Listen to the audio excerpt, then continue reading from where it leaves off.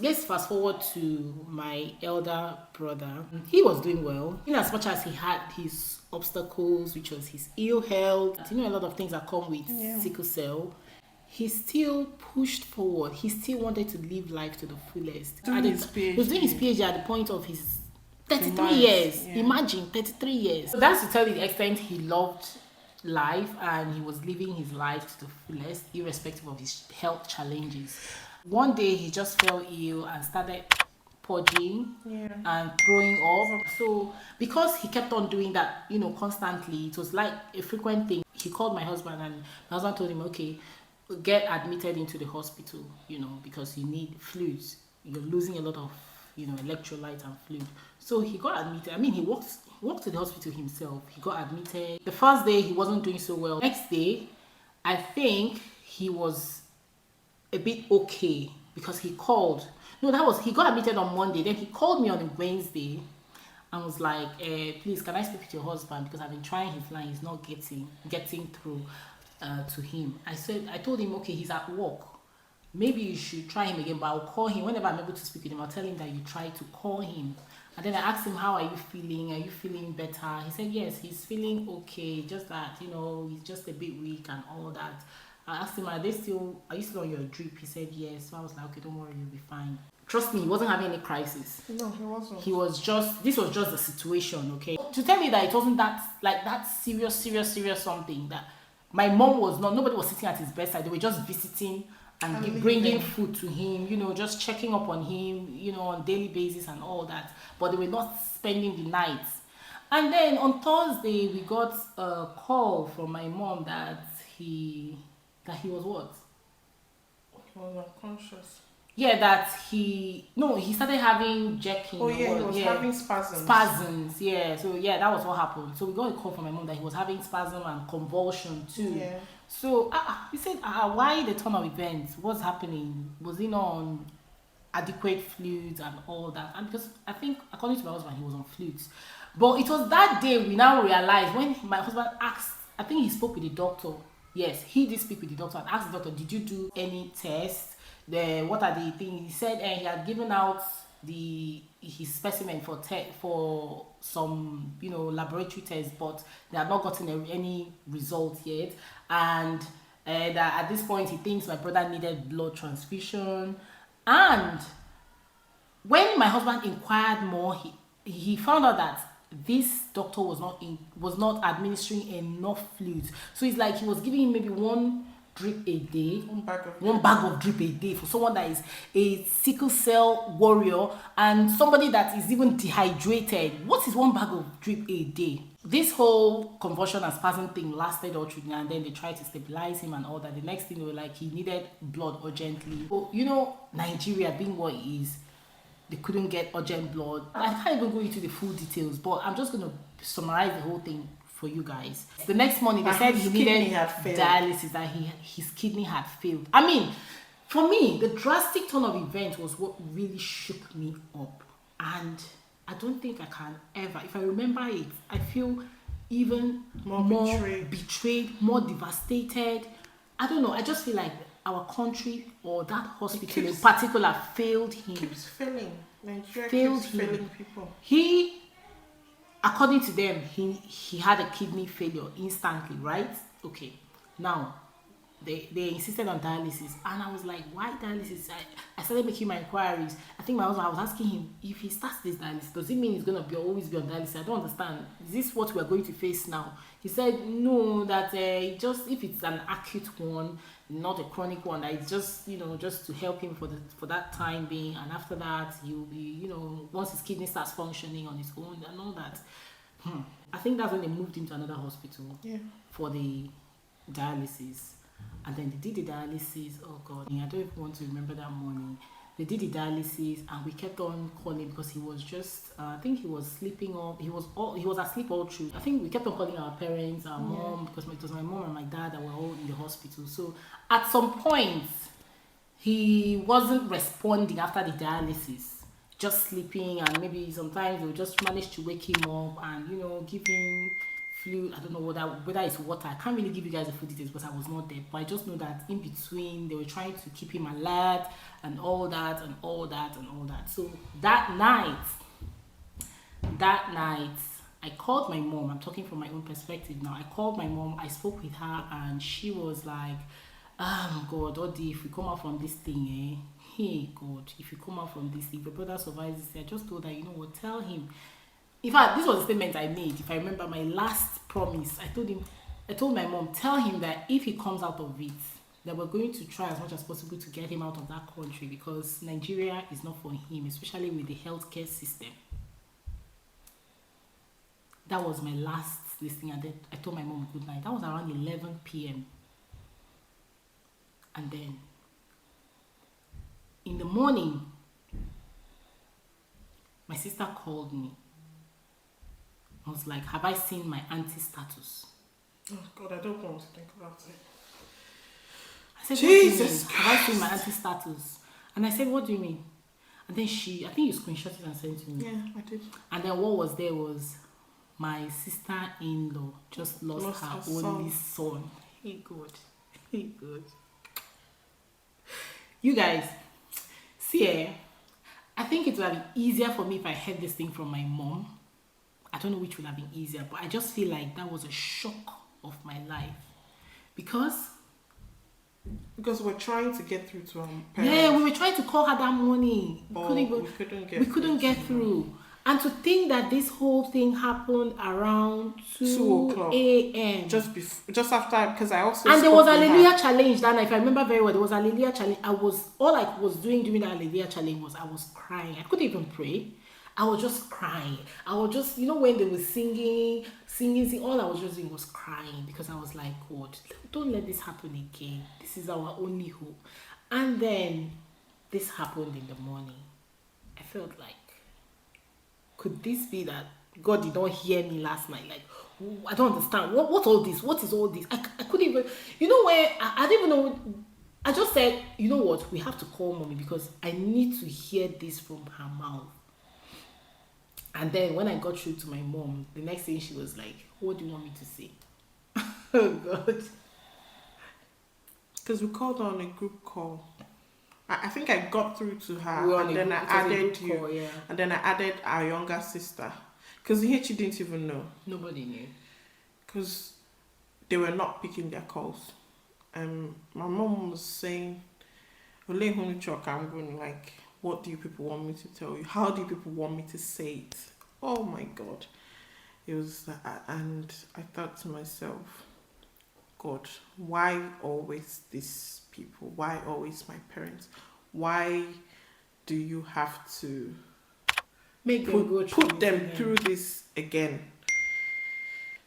When knowing that they barely got out of it the last time.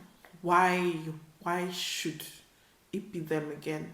And I don't think we've gotten an answer to that. It's just, it's I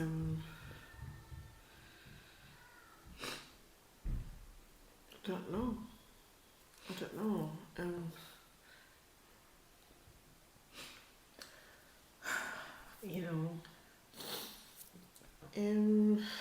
It's a tough situation, because I just feel like after all his sufferings, it would have been nice if he stayed, more years and all that. Even though we were just trying to console ourselves. I think what we were saying to ourselves was, let him go and rest. Let him rest. He has suffered. He's been ill all his life.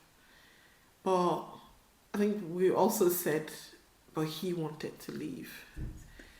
He really wanted to leave. So I think that's why it's very painful that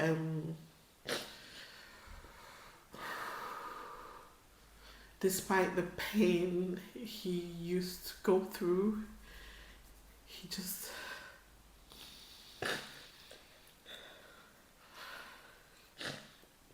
wanted to be alive.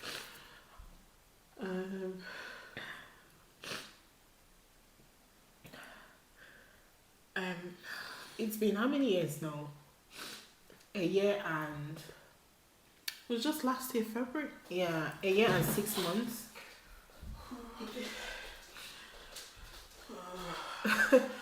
She's hot. Just give me a break.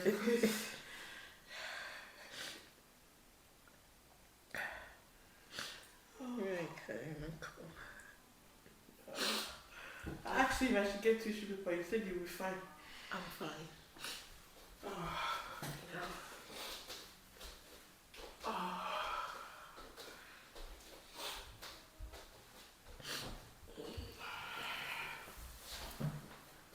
It's been a year and 6 months since this happened, and still very painful. Each time it's still very fresh. Think about the fact that maybe if he wasn't in Nigeria, he would have been with us. You know. I think at the time we were talking about how he was going to come over and teach here. Yeah, because he wanted to teach. Yeah. So I think I sent some links to him to see if he could get into a teaching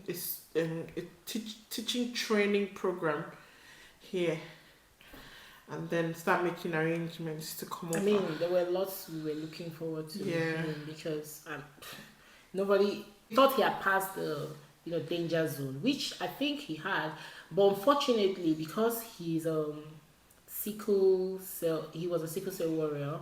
His immune system wasn't as strong as us, and there was poor aftercare. Aftercare, yes, it was they should have given him extra care and extra attention. They should have paid more attention to the fact that he had lower immunity than the normal person, and then fed him more fluid, because that was what really knocked down his kidney. And I think even after the dialysis, I don't know if he emptied the catheter. Yeah, because at some point he was complaining of his stomach was full, itching, his abdomen or something.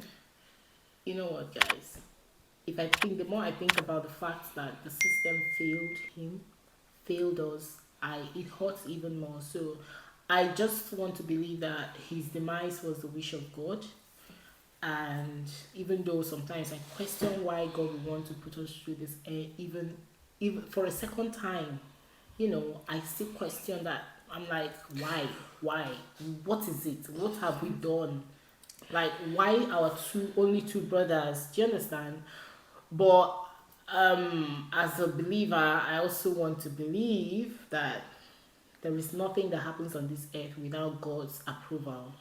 So I think that's how God wanted it to play out. And for me, the reason why I even told that we should sit down and talk about it is I don't want to stop talking about him. I don't want to stop talking about even my younger brother, because I still see them as a part of us. I still see them as part of our lives. I mean, we still have very great memories together, even if the fact that they are no longer here. And we do not want to forget them. We don't want to forget them. You understand? I mean, and I know better. If you keep talking about them, you will not forget them. You won't forget them. So that's why I can tolerate sitting beside her to cry. A lot of people are going through some sort of grief. Yes. I know we've spoken about our grief before my podcast, but not on this channel. I've never cried with you. I think the last time you did a cry. I've never, and there are some details I left out anyways, things I've said to you today. Yeah, that I've never mentioned, especially what transpired on the day that Cheta died. Yeah. And I know that there are people who are going through grief, maybe even worse than we've been through. Yeah.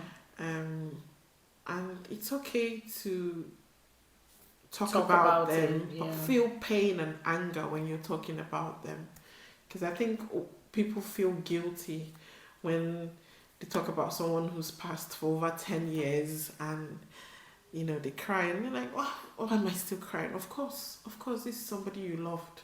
Why won't you cry? This is someone you shared great memories with. Why won't you cry? You can't wipe off those memories. Yes, still always going to be there. So keep talking about them.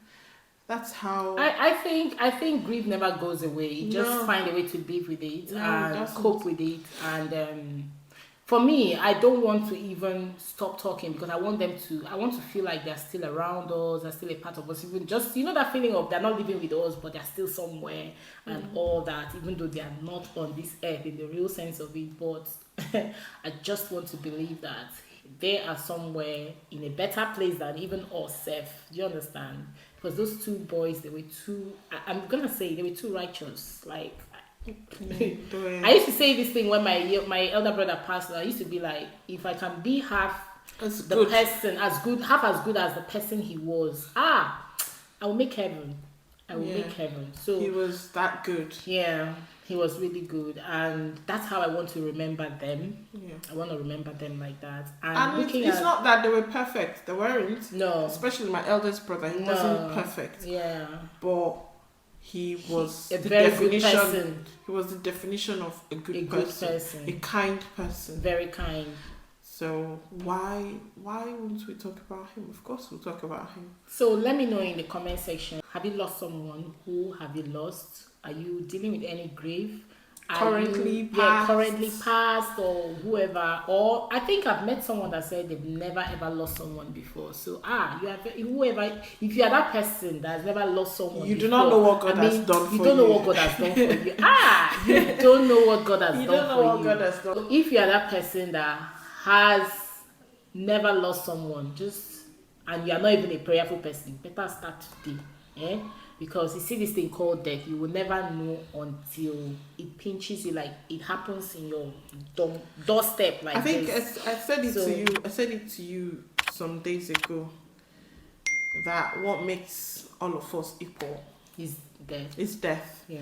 And why I said it is because there are people that used to, especially in our family, that used to gloat when someone dies and be like, anytime we lose somebody, especially the significance of our own loss. Yeah. There are people that used to gloat, and then you realize that it knocks on everyone's door. Yeah. It just it's coming. Unfortunately. Yeah. It's just a matter of when, and that's the one thing that makes every one of us the same. Not your riches, not your wealth, not the number of people you have on your phone book. It's death. Not your number of followers. No, especially you. Yeah, no, it's death. It's death that makes every one of us the same. Yeah. So, but all the same, I'm gonna also use the opportunity to say that apart from my husband, I don't know how I would have gone through the loss of my elder brother without this woman. Oh. So take a hug. Come on. It's true. I don't know. I really don't know how I would have. Oh God! I think at some point, do you know what? I think it made us get closer. Yeah. And then we started doing therapy. Yeah. Therapy amongst ourselves. Therapy sessions. I could just call her and just be crying. I'll just be lamenting. What did I do? I don't know. She'll just allow me to cry. Some days when I don't want to overwhelm my husband and she'll go and hide. Are out of the house, She'll go and hide. I'll hide somewhere in the room. And then I all cry going, she doesn't know how to cry. I'll just be like, but you're the one consoling me yesterday.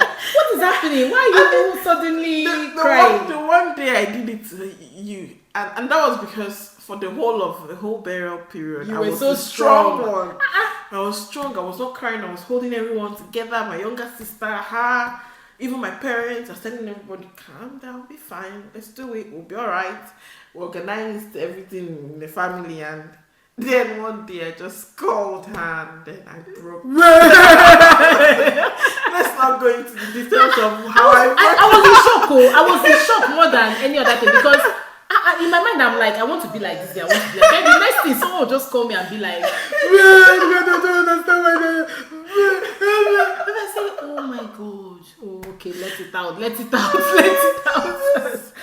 then after that, she now said, okay, I'm finished. I just said, okay, are you feeling better? Yeah, you feel much better now that you have cried. It's not only me that I'm the crybaby, because me, I'm the crybaby of the house. Okay, me and Nietzsche, we are the crybaby of babies of the house. So Yeah, thank you very much, honestly. So if you're going through grief and you're struggling, anybody you can talk to Just talk to about it, somebody. just tell the person how you feel. Even if you're even feeling angry with God, I'm not saying you should question God, but you can talk to God and be like, God, I don't know have if you I been said here when this. this thing happened? Like, I've how never could said this. I think at some point I was angry with Chita. Yeah, At some point I was angry with brother. the first of our brothers that passed. I was very angry with him. So I was not mourning, I was more angry with him because I thought we had plans Yeah. and this is how you treat me. Mm. So that was how I was feeling. And it transferred. I don't know if you remember what happened in school. In secondary school, I was suspended. Oh, it transferred to school. But nobody knew what was happening. I was from my SS2, SS3, I was very angry.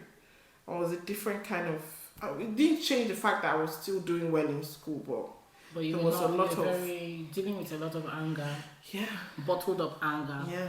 So please talk to somebody, or there are even grief counselors. Yeah, especially in this country, there are grief counselors you can speak to. But I mean, if you don't have to, I think some of them are even free. So if you feel like you just can't bottle it up again, you can't speak to anybody within your family or anybody at all, just talk to a grief counselor. And I promise you, with time, it gets easier, but grief never goes away because It just gets it just easier gets to live easier. with. You can even talk about them. I mean, imagine that we are even talking about them today without so much tears. I understand that at some point we cry, but before I won't even make a statement without even Bursting into tears. bursting into tears. So I mean, it tells a lot. I want to be able to remember him and laugh and smile and be like, hey, Because if he they was were here, very hilarious. very They were funny, very funny. bubbly people. So I want to, especially my younger brother. So I want to always talk about them and smile. I remember we even at some point we started joking about Cheta and be like, if Cheta was here now,